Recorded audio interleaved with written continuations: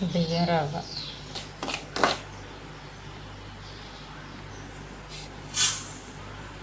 నూనె, తాలింపు గింజలు, జీలకర్ర, ఉల్లిపాయ, పచ్చిమిరపకాయ, కరివేపాకు,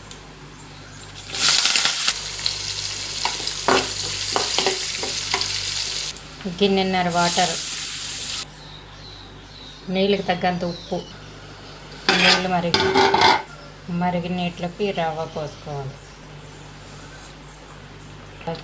రవ్వ పోసిన తర్వాత మూత పెట్టుకోవాలి, కలపకూడదు, నీరు మగ్గుతుంది. ఫస్ట్ ఒకసారి కలుపుకోవాలి, మళ్ళీ మూత పెట్టి. ఉప్మా రెడీ.